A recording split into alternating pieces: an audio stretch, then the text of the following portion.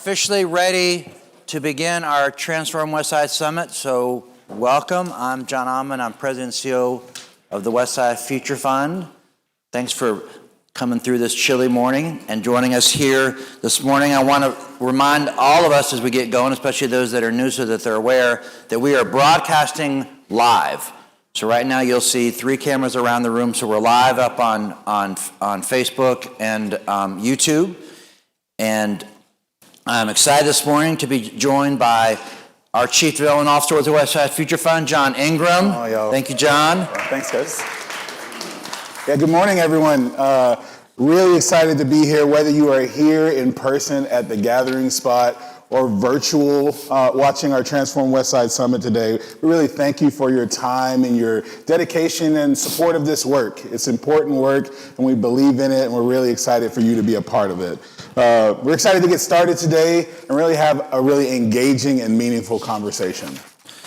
Yeah, thank you. And before I get started, I want to appreciate that the Westside Future Fund is a not-for-profit that is overwhelmingly dependent upon contributions. And we are very grateful this morning that helping enable the summit this morning is Delta Community Credit Union, who is sponsoring this summit. So they have contributed the cost to cover the cost of this summit this morning. So we appreciate Delta Community Credit Union. Of course, Chick-fil-A, as always, is donating the breakfast this morning. So thank you to our supporters. And one of the things that we're also excited about, I'm personally excited about, I live in Vine City on the last street that Dr. King called home with his family before he was assassinated. And we have a great Martin Luther King holiday celebration coming up in remembrance of what he called us to do, which is to serve the other, that we have a great MLK Day. So raise your hand, and I know some here, if you're participating in an MLK Day activity on Monday. Just all right, thank you for getting out there. And I think that the Dr. King quote, we can kind of all be equal because we can all serve. So thank you. So I want to go over quickly the run of show for this morning. And especially I'd like to start by welcoming anyone who is here for the first time at a Transform Westside Summit. If you would please raise your hand so we can just first welcome you this morning. So thank you. One thing that is different about today's summit is that I'm going to leave early. So I typically, as the host, am very intentional about staying until the end. But this morning, and Gavin and Grove Park Foundation are part of this, many of you may have read that the mayor has a big push, the Neighborhood Reinvestment Initiative. And the mayor has identified with his team 7 kind of priority areas of our city that are clearly have been disinvested in for many decades for a lot of the wrong reasons. And so they have a push to put more resources, public resources, private resources, into these areas. A big tool for that is renewing the tax allocation districts. So the Westside Future Fund is a part of it, the Grove Park Foundation, West Howe Foundation, Campbellton Road, Thomasville Heights, downtown and others. But as part of that evaluation of the renewing of the TADs, the City Council put together a commission.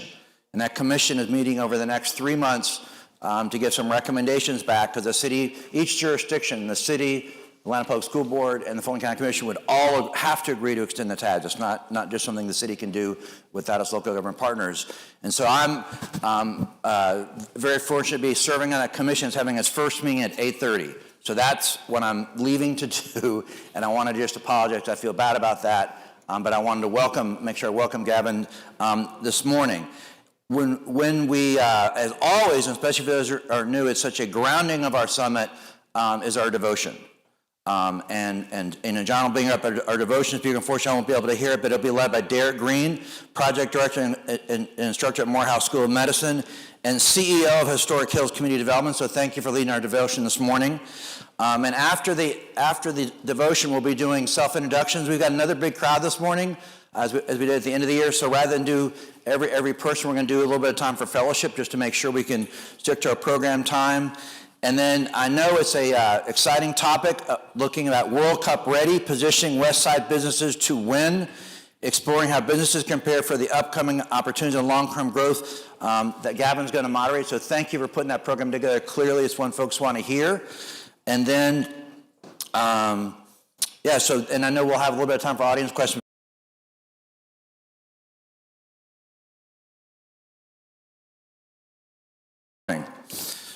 So obviously you guys get to hang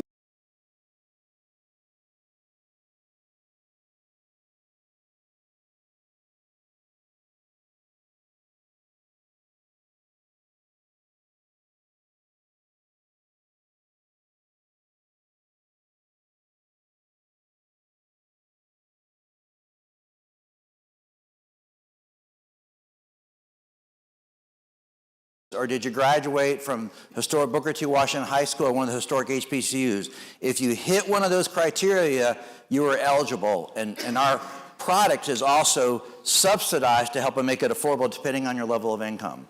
So we're very proud of the program. Tamika does a great job. Raise your hand, Tamika. And what I'm going to do really quickly, because we are bringing, we've moved now, I think, over 60 families, single-family home families, along with rental into the neighborhoods, is show you some of our product coming up, because either we would love for you to get interested or you to know to somebody. Because what was really important is once we get something done, we love to put someone into the home. So we have, first, 812 North Avenue, thank you. We can go to the next one. Yeah, 565 English Avenue. Next one.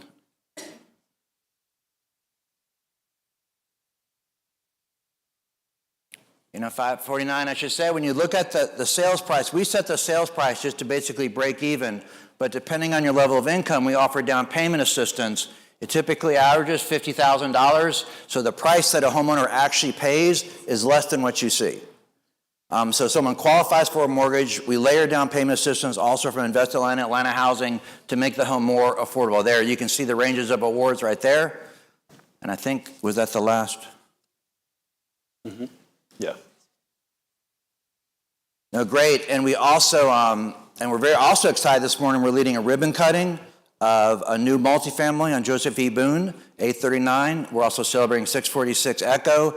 And again, back to renters that hit those community retention guidelines.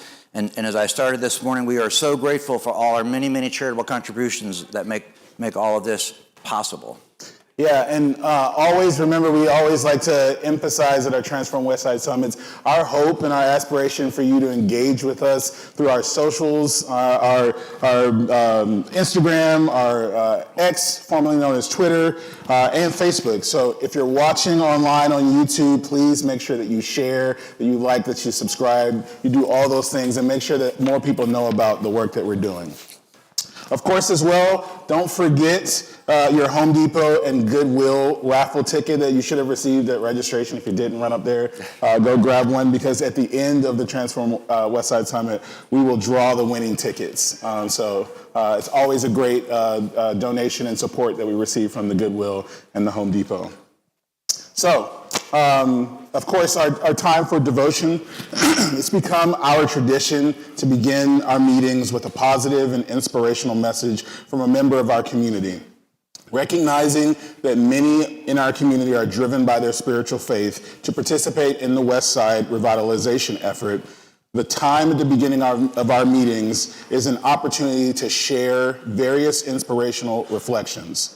While the speakers may articulate their own personal faith, it is meant to be inclusive, inspiring, and meaningful, with the story of Nehemiah as our guide.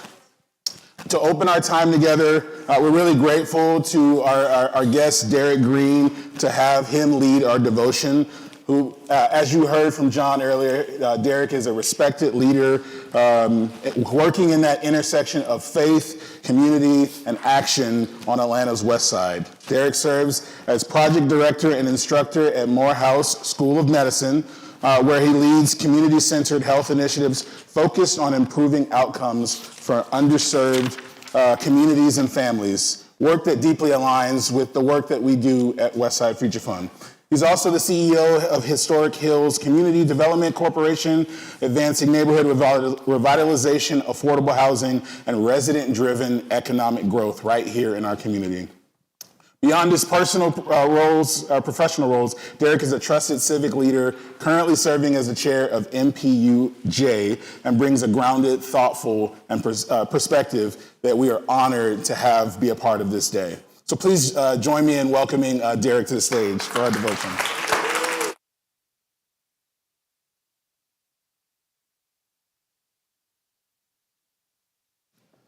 Good morning. So in addition to some of that, I'm also a fifth generation Atlantan and a graduate of Morehouse College. So I'm my classmate over there, Gavin. So thank you all for having me here. I also want to thank the Westside Future Fund and the Grow Apart Foundation for setting this up and allowing us to meet this morning and to put this program on. So since it's January, I thought, let's talk about, kind of review the story of Nehemiah and relate it to community building or building the beloved community. As some of you know the story, some of you don't. But Nehemiah basically rebuilt the walls of Jerusalem after years of destruction and disrepair due to war and just general neglect. So here we are back on the west side. And I moved back about 7 years ago. And so the first thing you have to do, just like Nehemiah, it's like, hey, we got to do an assessment. Why are we moving to the west side? What do we need to do? But in the story of Nehemiah, he didn't get caught up in a whole bunch of, surveys and demographic studies. And it was like, hey, the wall's broke. We got to fix it. So the first thing he did, he went, inspected the wall. And immediately after inspecting the wall in the story, the naysayers, the haters showed up. I mean, immediately. And these suckers never left the whole time. They never left, even pretty much after the wall was finished. In other words, when you talk about opposition and resistance, they never leave. It is a feature and not a bug. Okay? So the first thing is you're going to have opposition in this work. When we move on, Nehemiah moves on, he puts the call out, and the workers come. What does that look like? It looks like a Gavin McGuire. It looks like my girl Karen over here, Casey in the back, Janae over here, Samantha. You don't know who the workers are. They name them, but the call went out first. Do the work. Do the work. The workers will come. Then the work gets done in 52 days. 52 days. I'm 52 years old. Wow. Okay. 52 days. And in 52 days, the people starts coming back. The people start to come back. You do the work, and the people will come. And when the people came back, not only did they come back, they came back, and then they began to, of course, restore community. And in restoring community leadership, those who had worked, those who had, in this case, Nehemiah, was a leader, appointed leader, they had mercy and gifts and equity amongst the people. When people did not have something, they gave them the things needed to be successful within the context of a community. We have to help people. We're here to help those who are here and those who decide to come here. And so finally, as you restore community, as you do this work, understand, even at the end, they're going to be the naysayers. They're going to be the haters. They're going to be the people that say that community cannot be restored. And we who've made the decision to serve, to love, to help, to hope, we have to stand strong and stand with community. So I just wanted to do a short prayer, and I'll be out. Thank you for the day. Thank you for this opportunity. Thank you for the people that are here. Thank you for the people that were unable to be here that are listening in. Thank you for restoration. Thank you for peace. Thank you for those who are here to speak. And Lord, thank you for those who are here to serve. Continue to bless them. Continue to cover them. Continue to assist us in building a beloved community. Amen. Thank you all. You have a great day. Thank you so much, Derrick, for your time. I really resonated with what Derrick said about when you do the work, people will come. People will be moved by that work. They'll be moved by that action, and they will move alongside you as you continue that work for the community. So I hope that that resonates with you as we go forward and as we hear more today about our program, but more importantly, as we continue to do this work. So of course, one of our favorite things that we do at these Transform Westside Summits is a sense of community that develops through our time together in this room. Real relationships and opportunities develop out of these conversations. And I hope that you spend that time when available to build those relationships. Of course, as you know, normally we'd spend that time going person by person, passing the microphone and having you introduce yourself. But, you know, Gavin and the rest of the team brought an incredible program and y'all showed up for it. So we want to make sure that we're respectful to that time, but also to your time. So what we'd like to do is take 5 minutes, have you converse with the people around you, introduce yourself, learn about what inspires them about this work, about what inspires them about Atlanta, and how you guys could collaborate together. So let's spend this next 5 minutes and just really get to know each other and be moved by the work that we have ahead of us. So let's go for 5 minutes.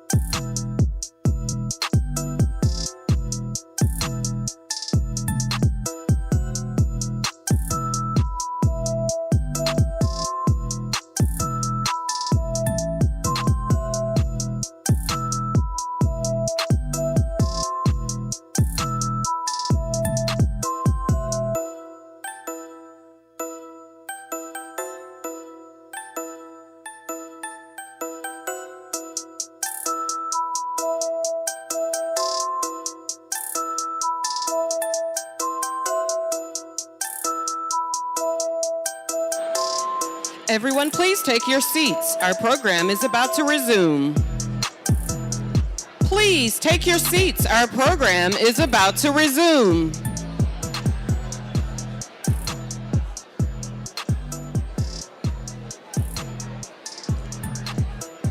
Please take your seats. Our program is about to resume. Go ahead, bring the music all the way down.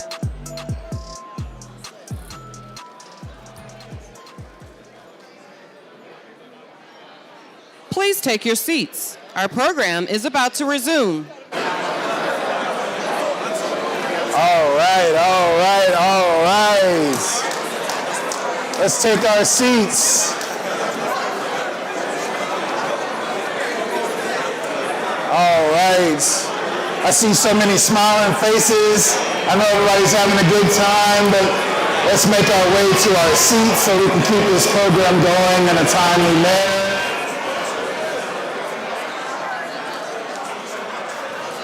You guys are doing so great. I hate to be the one interrupting new friendships and all these smiling faces. Let's make our way to our seats. Awesome, thank you guys so much. Did you meet somebody cool? I'm gonna try that again. Did y'all meet somebody cool? I love it, I love it. I hope you were inspired by the community and fellowship to help us continue to do this work and be inspired to move together. So I really appreciate you guys leaning into those moments when we're able to develop relationships. Of course, what we're all here today for our program, it's my pleasure, it's our pleasure to introduce Gavin McGuire, Executive Director of the Grove Park Foundation and today's moderator for our program. You know, at Westside Future Fund, we feel deeply grateful for our partnership with the Grove Park Foundation that Atlanta is. Our organizations serve adjacent neighborhoods, as we know, of course, and shared hopes. And we greatly value the way Gavin and the Grove Park Foundation lead intentionally and with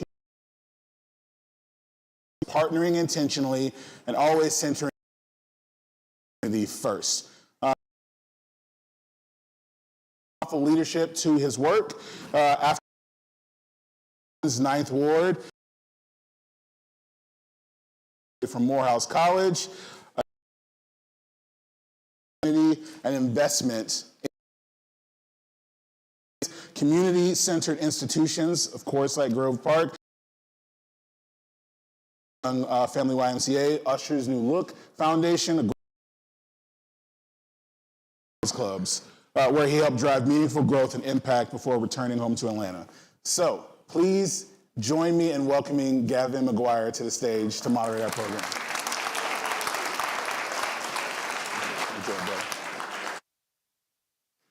Good morning to everyone. My mom always told me that when you're in good moments that you always start with gratefulness and gratitude. So I'd like to say thanks to the Westside Future Fund. John's out, but always been a good supporter, adjacent to us and great partner, great neighbor. Rachel on his team as it relates to real estate and housing has been a great support and working with myself and my team and the Grove Park community. And then so grateful for Sonia, chief of staff on the team, and just the quiet giant, just such a professional and such a great servant leader. Would also like to thank any of our Grove Park partners that's in the room. Grove Park residents, can the Grove Park residents, can y'all stand? The Grove and partners, nonprofit leaders, faith-based leaders in Grove Park, can y'all stand?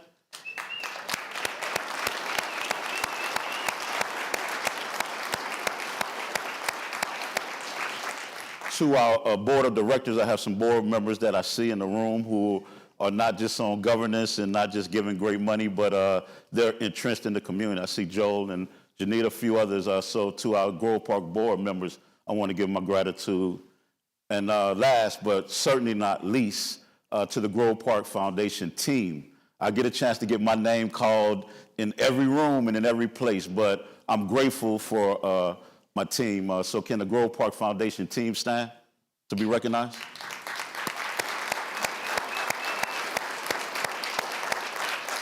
You hear a thing called World Cup, and everybody's excited about what's coming.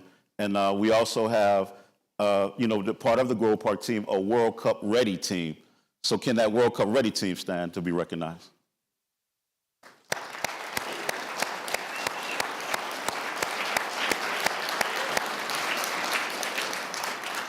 and an intersection of our work.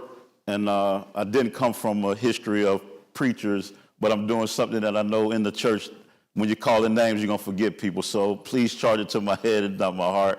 But also, when we talk about this intersection of our work with businesses, and we're highlighting the World Cup Ready team, the Northwest Business Association team, who's the glue and the fabric for the work that we do with business within the community. Can y'all please stand to be recognized, that team?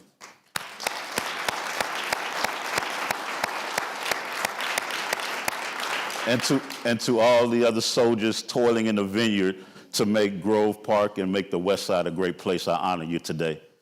So with Grove Park, we were established in 2017, and simple and plain, we create the conditions for our businesses, our residents, and for our communities to thrive, working in collaboration with great partners within the community.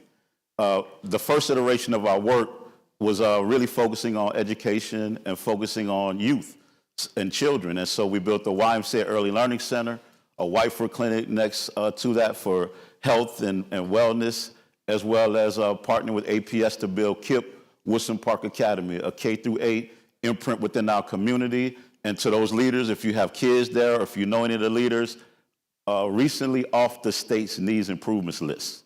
So really excited about the work that they're doing there.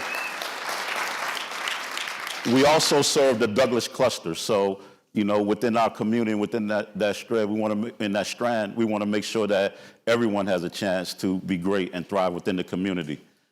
During that first phase, we also built 110 units of affordable housing. So the canopy at Grove Park was one of those projects.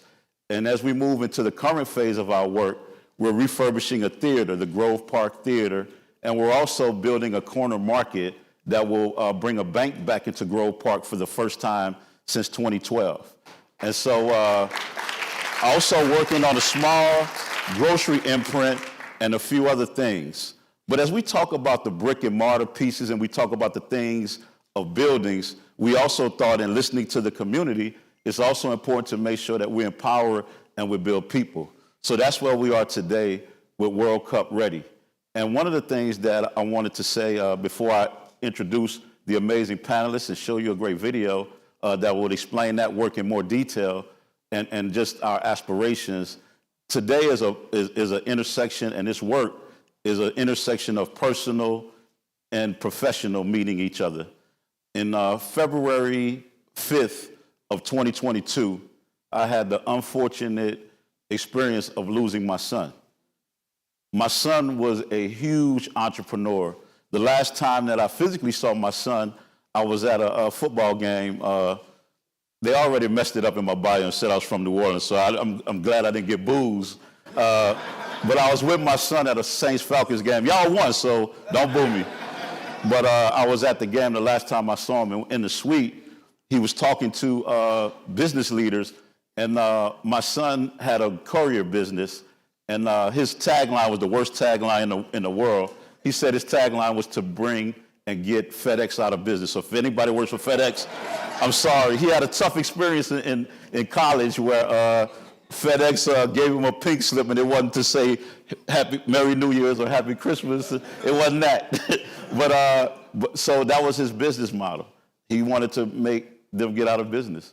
But the personal piece for me is, as I look at our businesses and our entrepreneurs in the room, I'm always excited because y'all are the dreamers. Everybody has something on the back of a napkin that you have that idea, or in that notepad, or in that remarkable on the iPad. But the entrepreneurs in the business in this room who inspired me, you activated. You had the courage to step out. And so simple and plain, for World Cup Ready and for today, this is not a meeting. This is not a panel. This is an activation, and this is an opportunity for us 30 years from 1996 is when I graduated from Morehouse, and the Olympics, the house. This is a good opportunity. So it's not just a movement and flash, but this is an opportunity for us to continue to support those dreamers, to get the access, the awareness, and opportunity. And then I'll leave you with this with my son. He used to always say, "Hey, Dad, I'm just as good as FedEx or UPS. I don't need a handout. I don't need charity. I just need an opportunity. I just need a chance. And that's what our businesses and the people that you're going to see today in this room, this is what you're going to hear with World Cup Ready and beyond. They just need a chance. They're just as great and just as bright as the Fortune 500 companies.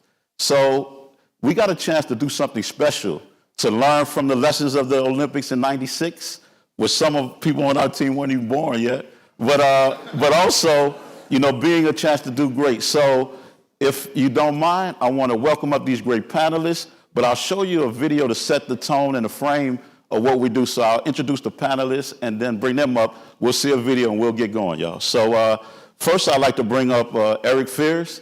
He's our Senior Business Director for our work, World Cup Ready guru, and the leader of our movement. Next, I'd like to bring up Ms. Charis Wright.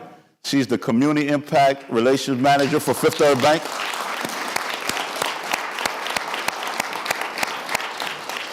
And last but certainly not least, CEO and founder of CREAIT and one of our World Cup Ready team members, Ms. Ashaela Bowen. So we'll keep talking about this World Cup Ready and what is this. So please indulge us in a short video to get a framework, and it'll be just a guidepost for our conversation today.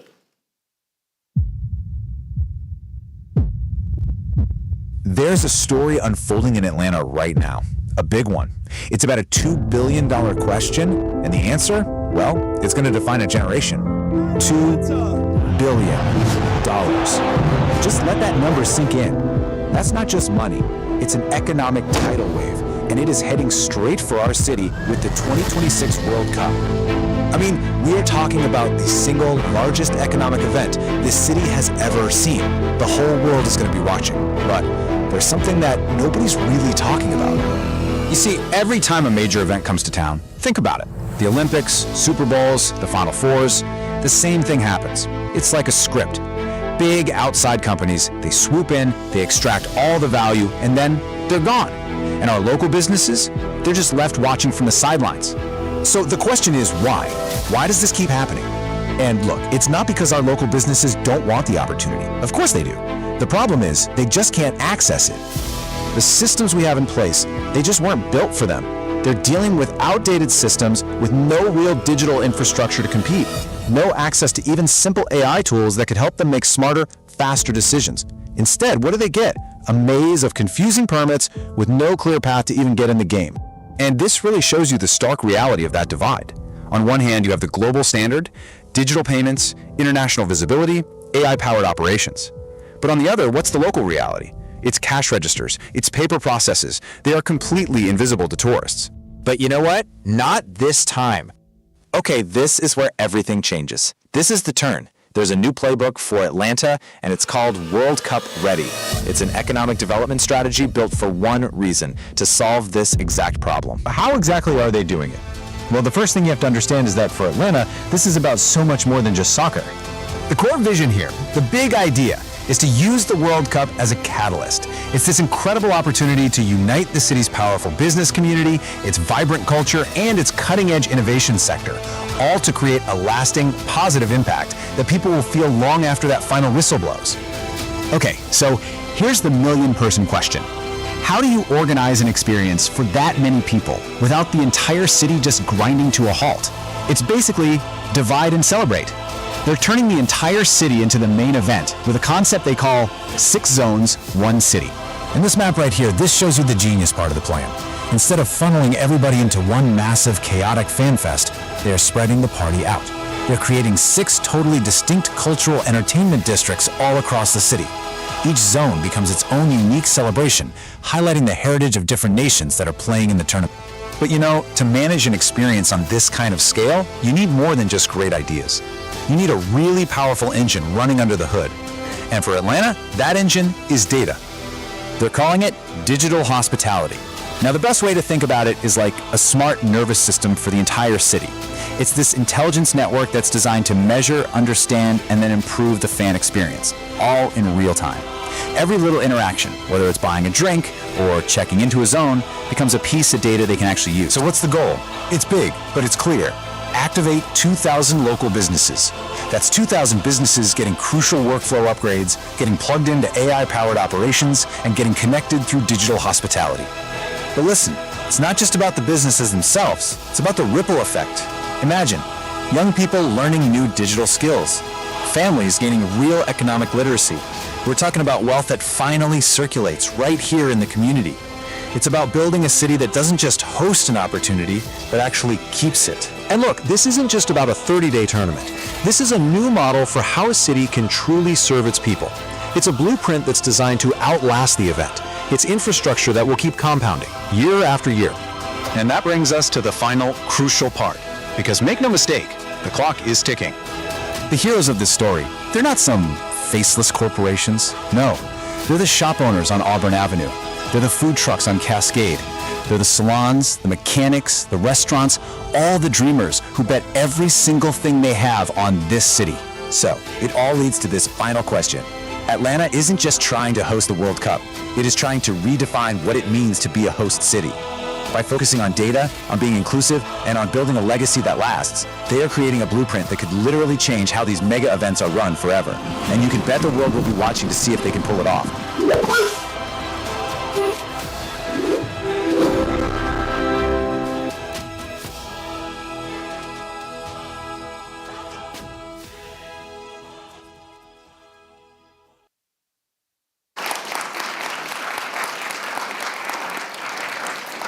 So I hope that gave you a grounding in the framework. And once again, we can't explain it in the few minutes we have left with the panel. And even just want to, for housekeeping, the team and I will be here, after for any key questions, any partners, any insights, et cetera. But I want to start, and as I mentioned in my opening, when we talked about the importance on focusing on people, had a lot of great investors and a lot of great people who put their time, talents, and treasures into the work. And one of the groups, that was pivotal for our work and our Grow Park Ready and getting us here is Fifth Third Bank. And so I have Ms. Charis Wright with us. Let's welcome her again. Hi. And just had a couple of questions to get us going. So the first question is, why was it important for Fifth Third Bank to invest in Grove Park and the West Side with all the great things that y'all have done in the community? So I'm reminded that one of the things our CEO, Tim Spence, says is when communities thrive, businesses thrive. And at Fifth Third, we put in the work every day to make a difference. So one of the big things was we wanted to lean in and invest in Grove Park and the west side of Atlanta to support the initiative because these neighborhoods have a strong history and legacy. And so by doing that, they already had a foundation of partners and organizations to ensure we have the same mission, that these communities thrive. And so in this, our neighborhood program, we have implemented innovative and strategic place-based strategies to help positive change occur in across our 11-state footprint. And we are just so grateful for the opportunity to partner, and we know one key thing is collaboration. And so by collaborating with Grove Park Foundation as well as Westside Future Fund, we're able to ensure that the change is community-driven and truly makes an impact. And from that work, what are some of the milestones or highlights that you've seen and that we've experienced? So between Grove Park Ready and World Cup Ready, we've been able to partner with local organizations like Northwest Business Association to ensure that we're meeting with small business owners as well as connecting them with our bankers. We held a Meet the Bankers series, and we've seen incredible progress with these businesses. Through World Cup Ready, it's giving them that exposure to the light that's going to shine on the Atlanta market, as well as throughout the state when World Cup comes. The announcement was made, and Gavin, I feel like this is your brainchild coming to life because you mentioned this, and it has just trailblazed all the way through, and we're happy to power World Cup Ready with you all. And so another thing that we've seen is it's built capacity for these businesses. We've had a small business catalyst fund, which businesses in Grove Park and the West Side were recipients of. It also gave them grants and microloans to help improve their financial management and just provide additional resources, because when communities build their businesses, it just thrives for everyone. And so we're happy to be a part and partner with you all. No, we appreciate that. And one of the other things when Charis mentioned the Northwest Business Association. Over the last 2 years, they've grown from 5 to 7 members to currently like 62, and I'm 72, and I may be wrong because every day they're adding more. So shout out once again to the Northwest Business Association for their work.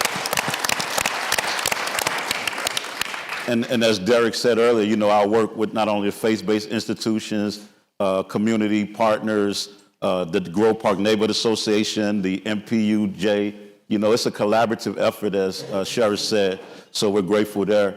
As I mentioned earlier, too, as the leader, I get a chance to get credit for a lot of things that goes well. I also get a lot of the heat when it doesn't go well. But when she humbly mentioned the brainchild, I have to give credit to our leader to my right, to my left, Eric Fierce, who I'll introduce now for his portion of the panel and the program. But, you know, we sat in a room and we had a Grove Park Ready strategy, and I just sat with them and I said, hey, man, the Olympics was well, but we missed some opportunities. And so in that conversation and in that whiteboarding session, Eric said, hey, I have a plan and I have a team that I would like to partner with you guys on to make sure that we don't miss the opportunity during the World Cup, but we also have work that'll be sustainable beyond the World Cup. So I want to welcome and once again and give a chance to bring into this space Eric Fierce once again, y'all.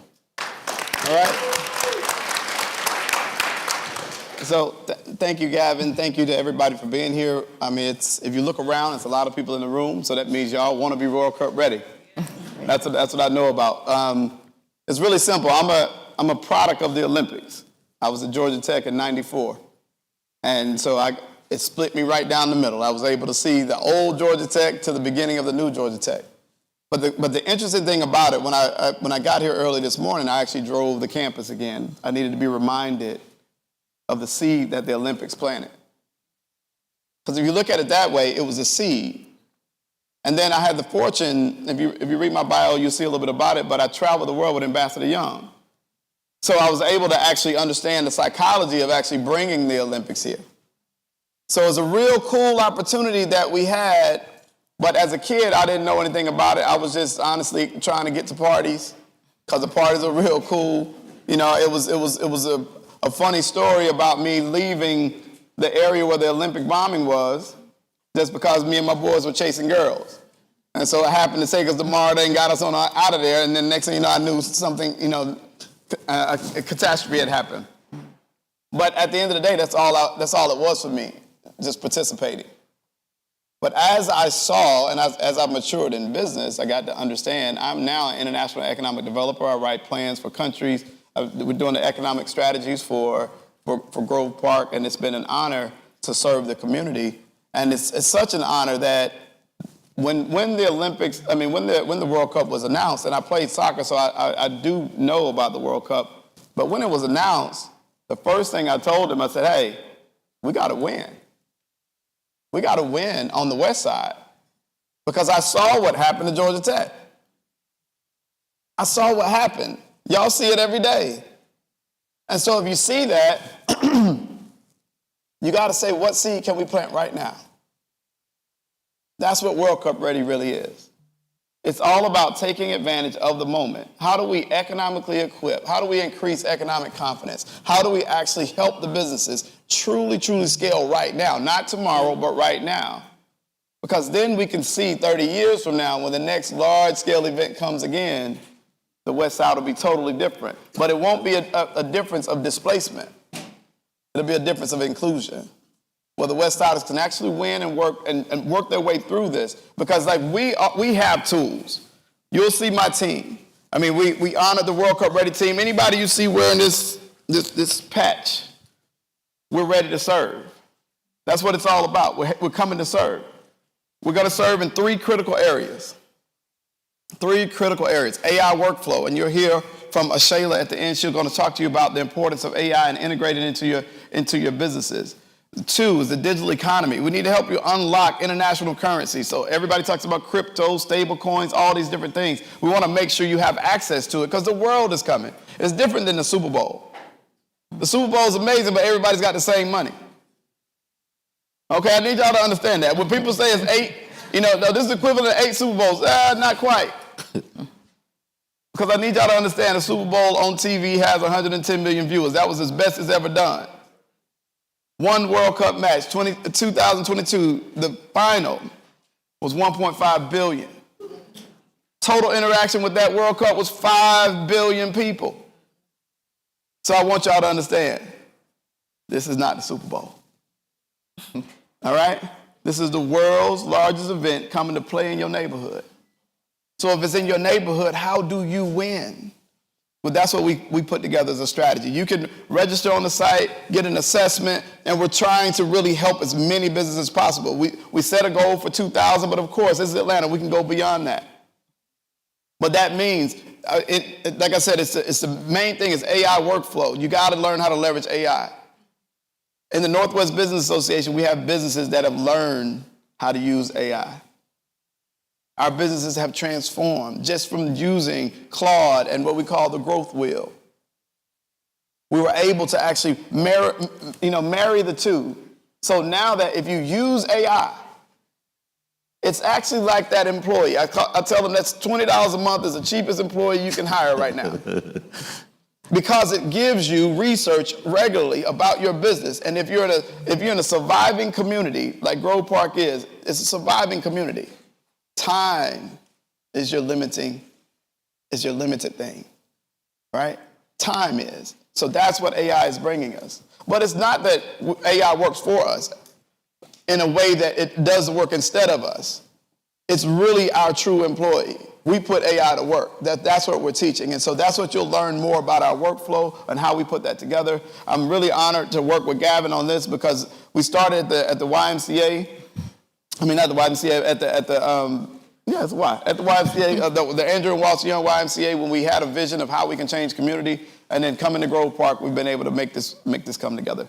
So that's the frame of it. I do want to honor some real businesses because our whole goal on this is to put businesses on. And so I want to show you some businesses that are actually doing the work. If Carla, I know you were here. Carla, if you can stand up. Carla has a business. She has some reversible socks. We're making commemorative World Cup socks with her. So give Carla a shout out. All right, we have Cartha Bonner. Cartha, please stand up. So Cartha's gone through our work with the Northwest Business Association. Cartha she started out, she's a stager, commercial mover, all those kind of different things. Now she has contracts with NCR and things like that. She's definitely World Cup ready. And then we have Relly's Hospitality. He's back here somewhere. So if you haven't seen his mixologist of the year, he is ready to scale his business. He's come through Northwest Business Association as well. We have the Billy Red. Stand up. Billy Red. So this is Janae Mitchell. Billy Red is going to be like famous. And what I mean by that is it's a party on the go.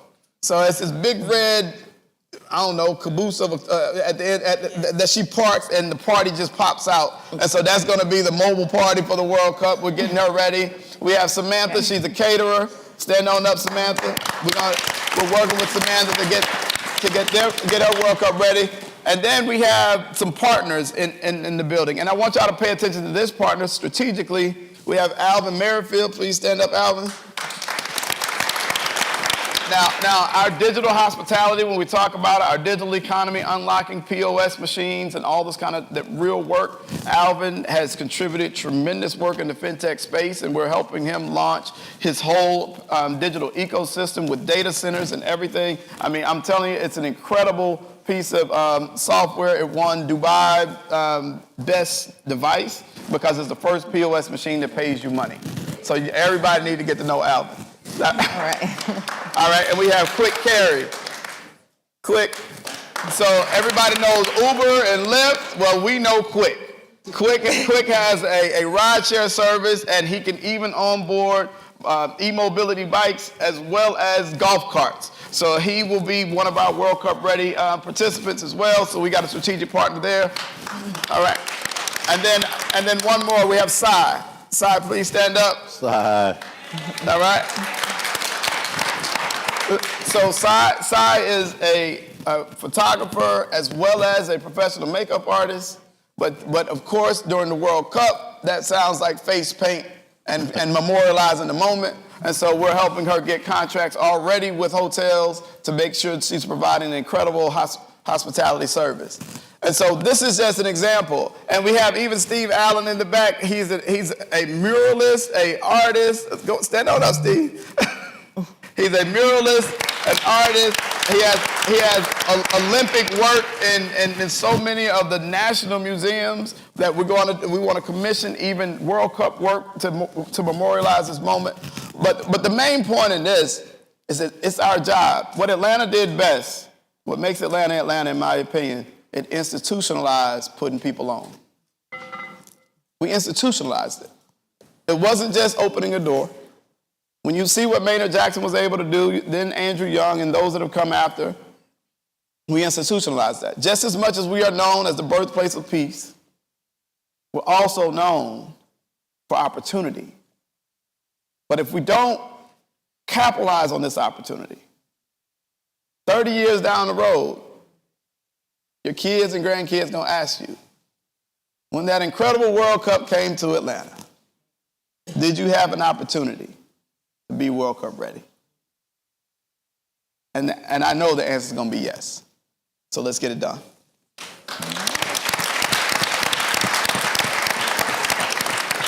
So, as you hear the conversation, those are actual businesses in Grove Park on the west side, and that's just a microcosm of the macro. And once again, we're not looking at the World Cup as a savior.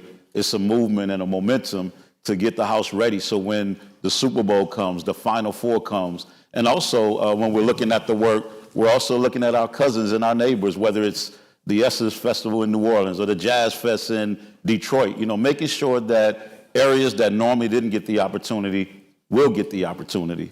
So we have a few more minutes, but we got to talk to the youngest in charge, right. Miss Ashaela Brown, and tell us a little bit about your business and how we're integrating technology and how we can integrate technology in this work. Absolutely. So I am an Atlanta native, born and raised here in Atlanta, Grady baby. I literally spent my whole life here seeing everyday businesses, brick and mortar shops, stay in the same place. I'm like, why can't these small businesses be like the big enterprise companies or grow large employee bases and be able to actually hone in on the place that they were built for? And so my thing is, hey, how can we help businesses grow faster using this technology? And I started teaching businesses how to actually capitalize on this technology, grow faster without having to extend their resources. And so that's kind of how CREAIT was born. It's like, how do you actually take your operations that you usually do in a manual way and automate it so that you can grow faster and then serve more people? At the end of the day, that's why a lot of us get in business, is to solve problems. And so that's kind of how CREAIT was born.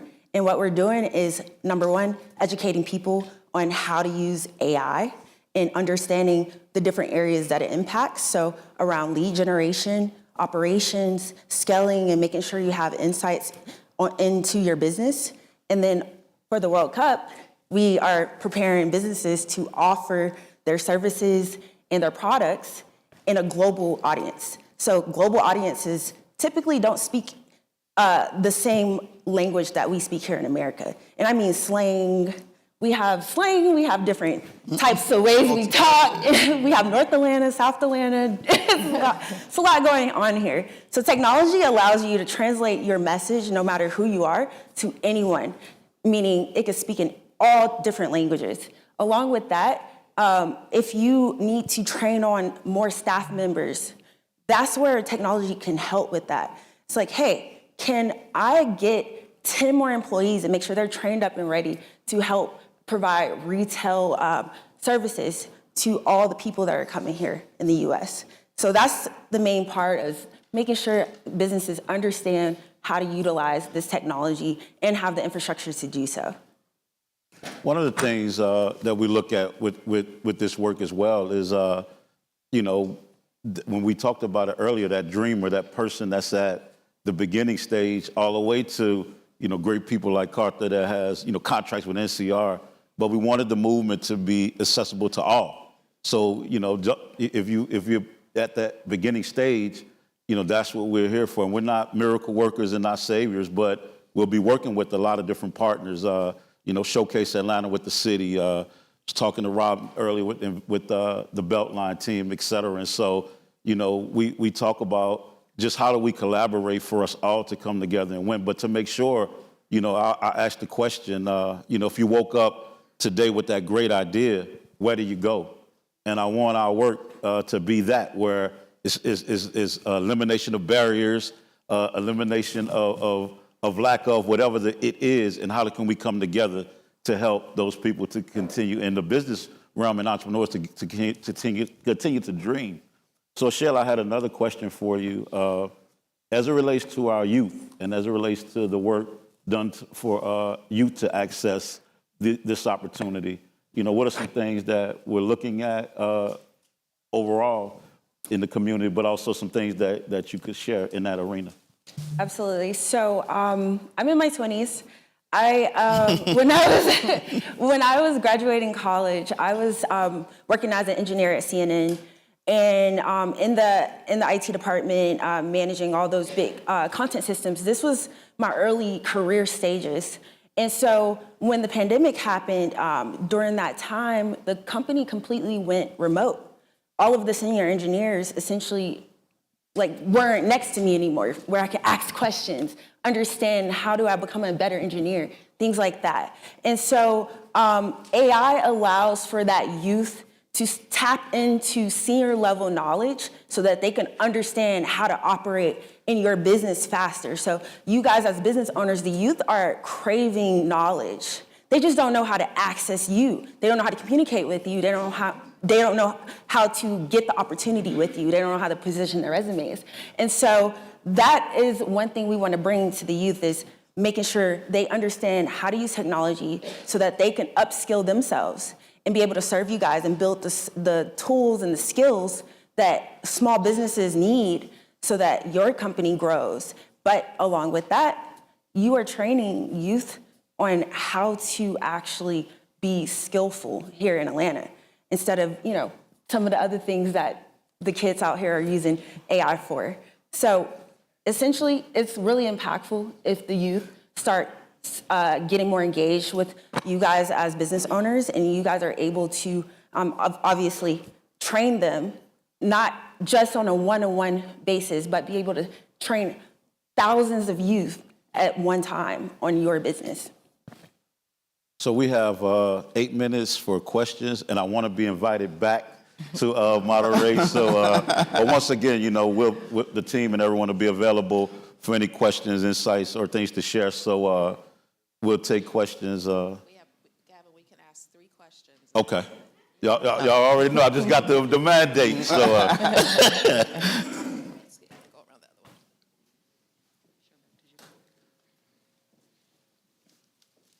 Oh, you there? How are they doing it? Oh, They're bringing songs. Mike.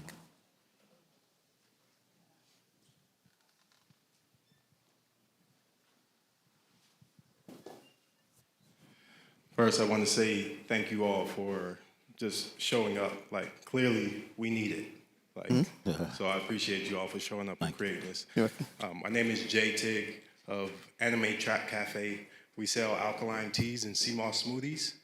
But mainly what we do now is we're a digital company. So we do delivery and we do pickup. Occasionally we do pop-ups at run clubs, stuff like that. But my question is, I heard there were some caterers, other people like, I guess a bartender. How do we get activated in all of this, because we don't have brick and mortars? Yeah, so the simple thing is our team here, they all represent several different sectors, whether hospitality, events, any type of digital technology engagement, as well as what side of town. You saw the 6 zones and one center. We want to activate the whole city. So our team represents that. So we already have an event curating model, but then as well as the simplest part, just register on the site and we're going to contact you and put you in a group of people that are actually doing what you're doing. You know, so we want to make sure it's easy and leverageable. All right. Good morning, good morning. Hope everybody's doing well today. I'm MT Strickland, co-founder of a company called MetricMate. We're a performance intelligence platform geared primarily towards soccer. With that being said, I've heard a lot about brick and mortar, and I'm gonna piggyback off of your question, good sir. We're in the digital space. We are prepared to be able to scale at mass continually, and that's what we do at MetricMate.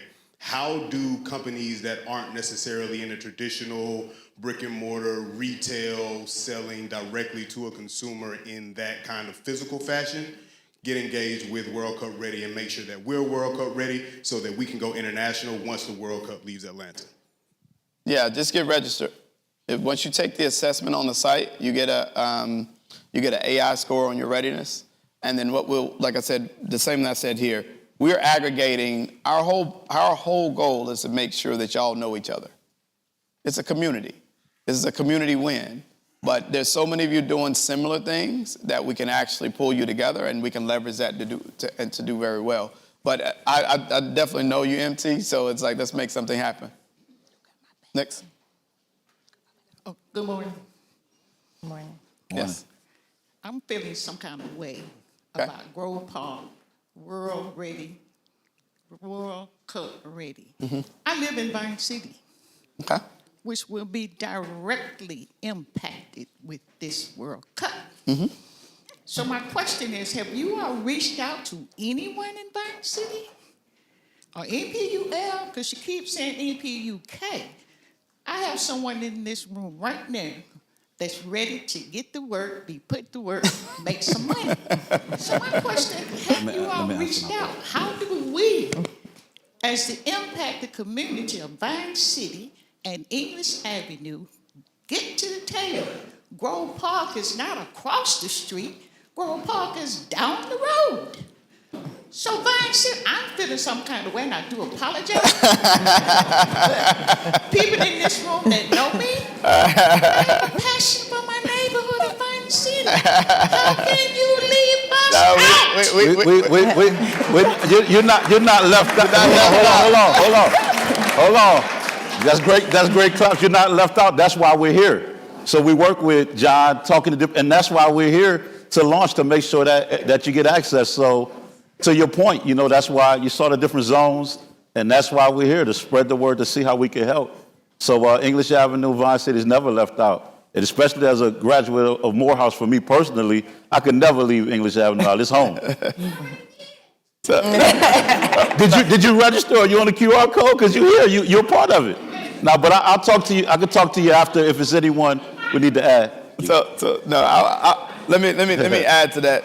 This work started as Grove Park Ready, and then we went to the Mayor's Economic Summit and did an economic panel, and then from there it turned into World Cup Ready, because we realized that there was more of a need than just because we look at Grove Park as how can we make this opportunity work for Grove Park? The cars go by there so fast. How do we turn it into an economic opportunity? And so this is our attempt to open it up to the city, to make sure there are no communities left behind. I want to comment on that too. So we do have virtual classes available to everyone so that they can learn how to implement these technologies in their business, understand how to be World Cup ready, how to create your World Cup offering, how to make sure you provide lead generation from a global audience. And so that's kind of why we built these initiatives, is to be accessible to everyone. But then along with that, we have a directory for you guys to register your business on the website. So if you go to worldcupready.com, register your business in the directory, now that's a point where your business can be marketed to a global audience. Anyone coming across the World Cup Ready page will be able to see you listed on our site. Along with that, we're building something special for you guys. It'll be a passport that we are looking to give out to all of our visitors here once they get here, and it will direct them to the different businesses in our cities. So we would love to have your business listed in there so that you guys get that opportunity to get some of that global traffic. Yep. Can I ask one more question? The digital age needed in preparing the next generation.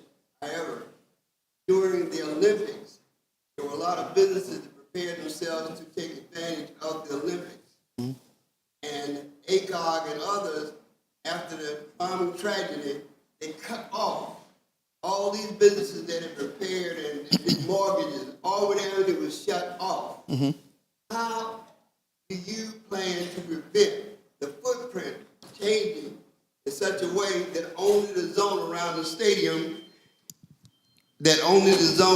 stadiums get affected and everything outlying is not even affected? Most people are preparing for it, but you get ready for the dance, but then the door shuts and you never get inside the dance. So how do you plan to avoid what happened during the Olympics to minority businesses? Yeah. So as an economic developer, that's my thought process. The reason why we're leveraging the digital economy and we're leveraging digital hospitality is for that exact reason. It's because the economy now is all around you. Everybody has a cell phone. Everybody has access. Now, not all businesses have effective websites, so that's something we want to address.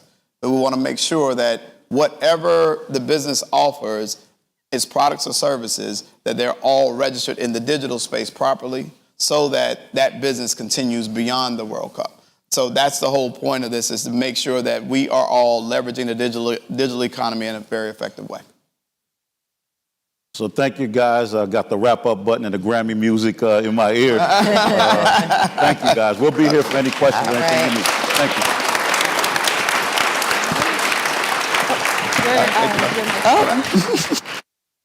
Thank you, Chair. All right, let's give them one more round of applause. Ashaela, Charis, Derrick, and our wonderful moderator, Gavin. We just thank them for their remarks today. I think there were some incredible pop-outs from that conversation. Specifically, I love the phrasing of institutionalizing putting people on. That's such an Atlanta phrasing that I think really resonates. I think that's awesome. It makes me think about, hold on, y'all, hold on. It makes me think about Outkast when they said the South got something to say. Well, I think in 2026 with the FIFA World Cup, the Atlanta has something to say. So let's keep that motivation going. I want to next call up my colleague, Tamika, to help me do the drawing. We've got two drawings, as I said, the Home Depot gift card, and then also the Goodwill of North Georgia giving another a Goodwill card. So first, the Home Depot gift card that we're going to give away. I'm going to read off this number, so pull out your raffle tickets. Let's see who won this gift card. I've got 419-374. 0431 0431 212 0431.